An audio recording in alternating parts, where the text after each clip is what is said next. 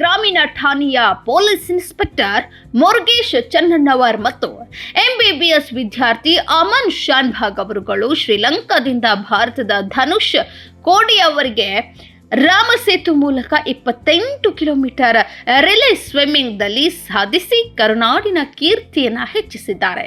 ಈ ವಿಶೇಷ ತಂಡದಲ್ಲಿ ಉತ್ತರ ಪ್ರದೇಶದ ಮತ್ತು ಹರಿಯಾಣದ 2 IAS ಅಧಿಕಾರಿಗಳು ಹಾಗೂ ಪಶ್ಚಿಮ ಬಂಗಾಳ ಮತ್ತು ಹರಿಯಾಣದ ಅಂಗವಿಕಲ ಕ್ರೀಡಾಪಟುಗಳನ್ನು ಒಳಗೊಂಡಿತ್ತು. ತಂಡವು ಕಷ್ಟಕರವಾದ 28 ಕಿಲೋಮೀಟರ್ನ ಈಜನ್ನ ಹಿಂದೂ ಮಹಾಸಾಗರ ಮತ್ತು ಬಂಗಾಳ ಕೊಲ್ಲಿಯ ಸಮುದ್ರದಲ್ಲಿ ಪ್ರತಿಕೂಲ ವಾತಾವರಣ ಮತ್ತು ಅತಿಯಾದ ಅಲೆಗಳಲ್ಲಿ ಕೇವಲ 8 ಗಂಟೆ 30 ನಿಮಿಷದಲ್ಲಿ ಮುಗಿಸಿ ಈ ಅದ್ಭುತ ಸಾಧನೆಯನ್ನ ಮಾಡಿದೆ.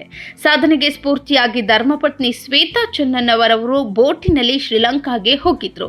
ಈ ಮೂಲಕ iron man, Kashmir to Kanyakumari cycling ಮುಂತಾದ ಸಾಧನೆಗಳ ಮೂಲಕ ಪೊಲೀಸ್ ಇಲಾಖೆಯಲ್ಲಿ ಮತ್ತು ಸಾರ್ವಜನಿಕ ವಲಯದಲ್ಲಿ ಹೆಸರುವಾಸಿಯಾಗಿರುವ ಖಡಕ್ ಅಧಿಕಾರಿ ಮುರುಗೇಶ್ ಚನ್ನಣ್ಣವರ್ ಅವರು ಮತ್ತೊಂದು ಮೈಲಿಗಲ್ಲು ಸೃಷ್ಟಿಸಿದ್ದಾರೆ. ದಕ್ಷ ಅಧಿಕಾರಿ ಮುರುಗೇಶ್ ಚನ್ನಣ್ಣವರ್ ಮತ್ತು ಅಮನ್ ಶಾನ್ಭಾಗ್ ಮುಂಬರುವ ಜೂನ್ ತಿಂಗಳಲ್ಲಿ ವಿಶ್ವದ ಅತಿ ಕಷ್ಟಕರವಾದ ಇಂಗ್ಲಿಷ್ ಕಾಲುವೆ ಅಂದ್ರೆ ಇಂಗ್ಲೆಂಡ್ ಮತ್ತು ಫ್ರಾನ್ಸ್ ಮಧ್ಯದ 36 ಕಿಲೋಮೀಟರ್ ಕಾಲುವೆಯನ್ನ ಈಜಲು ಹೊರಟಿರುವುದು ನಮ್ಮ ನಾಡು ಮತ್ತು ಕರ್ನಾಟಕ ಪೊಲೀಸ್ ಇಲಾಖೆ ಹೆಮ್ಮೆ ಪಡುವ ವಿಷಯವಾಗಿದೆ.